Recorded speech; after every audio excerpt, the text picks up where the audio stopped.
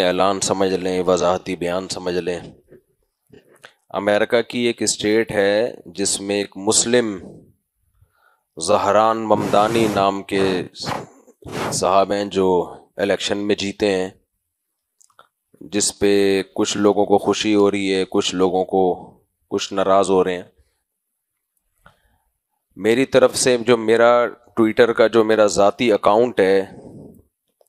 اس میں زہران ممدانی کی جیت پر مبارکباد کی ایک ٹویٹ چلی ہے، تو اس میں کچھ ایک وضاحت سن لیں کہ میرا وہ میرا ہی ٹویٹ اکاؤنٹ ہے، میرا ہی ذاتی ہے، اور اس میں کوئی بھی چیز میری پرمیشن کے بغیر، میری مرضی کے بغیر نہیں چلتی۔ بعض ساتھیوں کے ذمے لگاتا ہوں ٹویٹ کرو تو مجھے بھیجو تاکہ میں اس کو پڑھوں، اس کی نوک پلک کو درست کروں، اور پھر وہ اس پہ میں ٹویٹ کرتا ہوں۔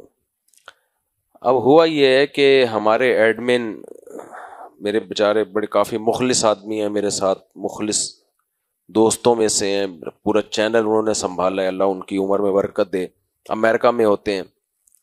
انہوں نے کہیں مجھ سے رابطے کی کوشش کی ہوگی، رابطہ نہیں ہوا، تو انہوں نے اعتماد کی بیس پہ ٹویٹ چلا دی زہران ممدانی کی مبارکبادی کی، کہ بھئی مفتی صاحب جب اٹھیں گے، ایک تو ٹائم کا بڑا فرق ہے نا، وہاں یہاں دن ہو رہا ہوتا ہے تو وہاں امریکہ میں رات ہو رہی ہوتی ہے، تو وہ چلا دی۔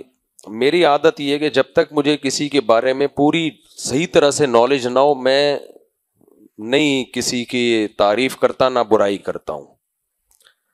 تو جب انہوں نے چلا دی تو پھر میں نے کہا بھائی میں ان کو نہیں ذاتی طور پہ جانتا، جب تک کوئی شخص کو تجربہ کر کے دیکھ نہ لیا جائے کیسا ہے، اچھا ہے برا ہے، تو میں کیسے ٹویٹ کر سکتا ہوں۔ تو خیر میں نے ایڈمن کو کہہ دیا ہے کہ وہ ٹویٹ ہٹا دیں، لیکن وہ ٹویٹ اس بیس پہ چل گئی ہے، تو اس میں ایڈمن سے مسٹیک ہوئی ہے، اس مسٹیک کے پیچھے کوئی فساد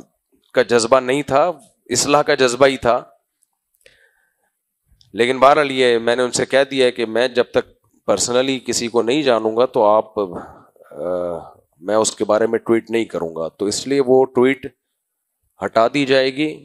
اور اس کو میری طرف اسکرین شاٹ لوگوں نے کھینچ کے رکھ لیے ہیں، تو اس کو میری طرف منسوب نہ کیا جائے۔ ہوتا نہیں ہے میرے ٹویٹر اکاؤنٹ پہ ایسا، لیکن ہو گیا ہے، ہو جاتا ہے، انسان ہے، سب کچھ ہو جاتا ہے مارکیٹ میں۔ جب مارکیٹ میں دنیا کی آئیں گے تو مارکیٹ میں